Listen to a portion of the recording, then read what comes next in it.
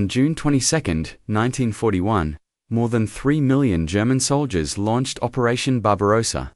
In this video, we'll look at the main weapons the Wehrmacht brought into that invasion. Chapter 1. Luftwaffe. 1 Ru-87B, Stuka dive bomber. The howl of the Jericho siren on the Ru-87 Stuka became one of the most frightening sounds in the European war. During Barbarossa, Stukas were used to knock out bridges, attack convoys, smash gun positions, and hit defensive strongpoints.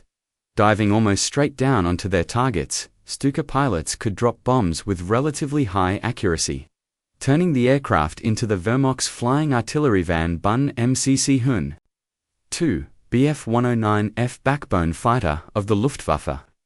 The Bf-109F version marked a mature stage in Germany's single-engine fighter design. High speed, excellent climb, and concentrated centerline armament gave it an edge over many Soviet aircraft in 1941. Most of the Luftwaffe's ace pilots scored the bulk of their victories flying variants of the Bf-109. 3. He-111 Ru-88 medium bombers. He-111 and Ru-88 served as medium bombers, striking railway stations, supply depots, rail lines, and other strategic targets deep inside Soviet territory. Although they no longer dominated the skies as they had in the early campaigns. During Barbarossa, these bombers still played a key role in delivering surprise and speed for the German offensive. Chapter 2. The Iron Fist on the ground. 1 Panzer to light reconnaissance tank. Panzer to a small light tank that still appeared in large numbers when Operation Barbarossa began. It weighed around 9 tons, with thin armor of only 14 to 30 millimeters. Its main armament was a 20mm cannon and a single MG-34 machine gun. Its real job was reconnaissance, seizing weak points in the line, and supporting infantry in sectors with lighter resistance. 2. Panzer 38T Czech tank in German service. Panzer 38T actually began life as a Czechoslovak design, captured when Germany occupied the country. The tank was mechanically very reliable, weighing about 9.5 tons, armed with a 37mm gun and, later upgrades, frontal armor up to 50mm. On the Eastern Front in 1941, the 38T could still handle light Soviet tanks, but it gradually fell behind as newer Soviet designs appeared. 3 Panzer III was the true backbone of Germany's armored forces in Barbarossa. The common versions at that time carried either a 37mm gun or a short 50mm gun, powerful enough against older light and medium Soviet tanks. With a crew of 5 and a relatively spacious turret, the commander could focus on observing the battlefield instead of loading or firing the gun. That gave German crews a major advantage over many Soviet designs early in the war. For fire support tank, Panzer IV was not originally designed as a tank killer.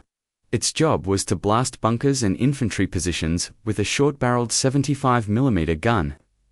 During Barbarossa, it acted as mobile artillery, firing high explosive shells to clear the way for Panzer IIs and the advancing infantry.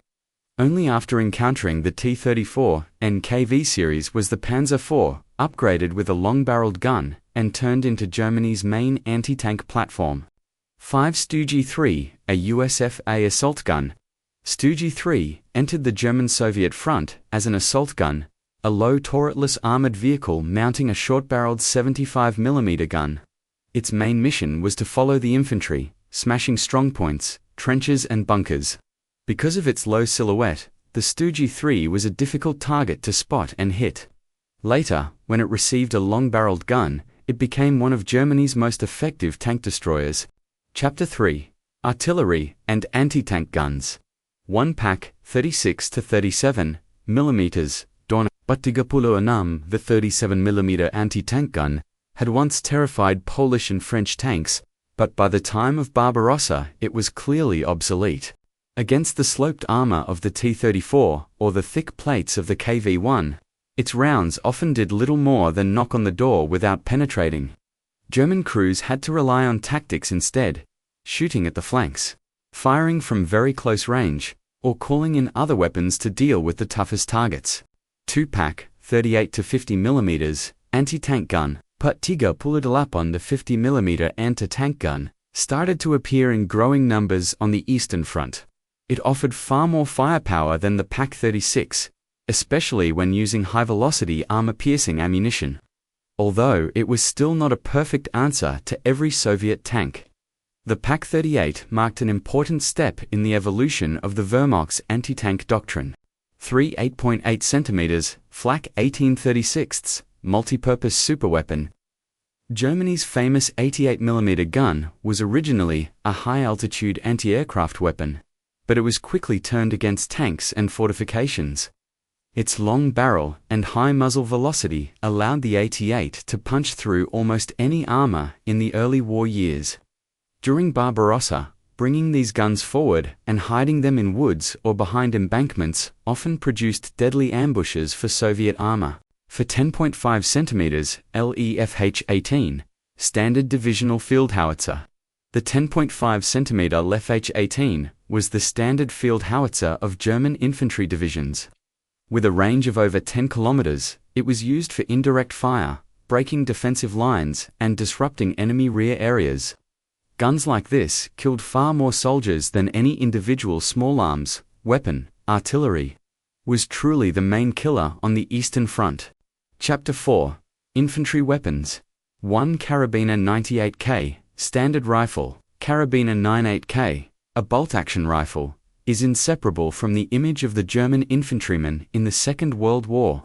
It fired the 7.9 to 57 mm cartridge from a 5-round internal magazine, and was effective out to several hundred meters in the hands of a trained marksman. Despite being based on an older design, the K98K's reliability and accuracy made it a deadly weapon on the Eastern Front. To MG34, the platoon's sewing machine. MG34 was a truly universal machine gun. It could be mounted on a bipod, on a tripod, on tanks or in fixed positions. Its high rate of fire turned it into the main source of firepower in a squad or platoon. All the other riflemen essentially existed to support the machine gun. This philosophy, that the unit revolves around its MG, was a major difference between German infantry and many other armies of the time. 3. Style hand grenade, 24, stick grenade. The style hand grenade 24 stick grenade is one of the most recognizable symbols of the Wehrmacht. Its long wooden handle allowed soldiers to throw it farther and more accurately, making it ideal for clearing trenches, bunkers, and foxholes, or blowing gaps in barbed wire defenses.